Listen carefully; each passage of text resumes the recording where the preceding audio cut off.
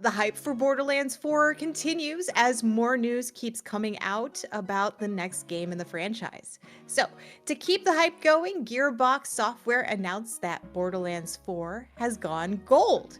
So, this means that development on the game has concluded and that the game is in a state where the developer and the publisher can dedicate their time to preparing for launch.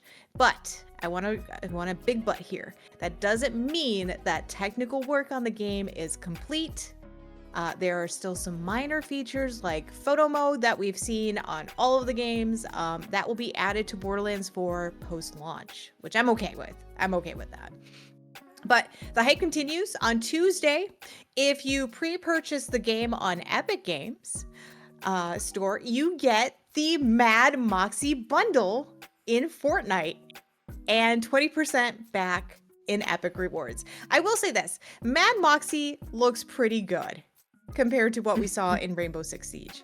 She looks pretty darn good. I'm actually not like appalled by it or like, what did they do to her? I'm more like, okay, I see you. I see you, Fortnite.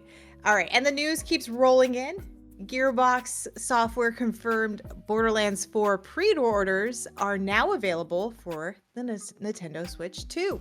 So, pre-orders for the Nintendo Switch will be the standard edition only, and the game will release on October 3rd. I'm hoping graphics will look just as good. I know there's been some issues lately with Nintendo Switch 2 versus what we're seeing on PC and other platforms. So that's always interesting to find out. But we'll find out more when we get closer to that launch date. And as we get closer to September 12th, I just want to let you guys know that right now we have 39 days left. 39 days until launch.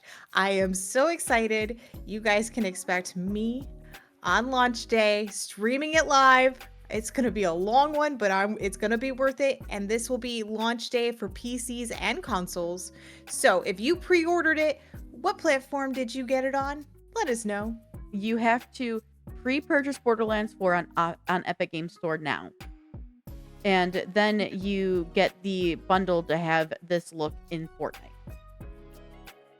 But where did you pre-purchase this? Was it on Steam?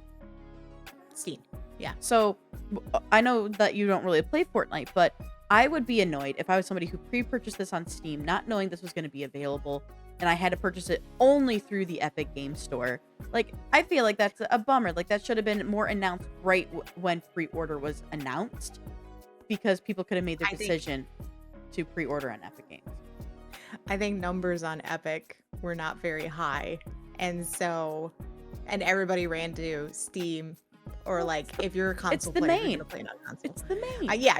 Yeah. And so I think what happened was they were like, oh shoot, we got to do something. And they called up Gearbox and they said, hey, how do we fix this? I wonder if they're going to end up releasing this Fortnite bundle as a purchasable bundle as well through Fortnite eventually, like after launch. They will. Maybe that'll be like the help, kind of that sort of thing. I think when they launched this, they were like, oh, it's going to be fine. We're going to see good numbers on Steam. We're going to see good numbers on Epic. We're going to see good numbers on console, because they didn't say anything about Nintendo Switch. They just teased it like, hey, we're going to be on Nintendo, but we don't know when we're launching, all that stuff.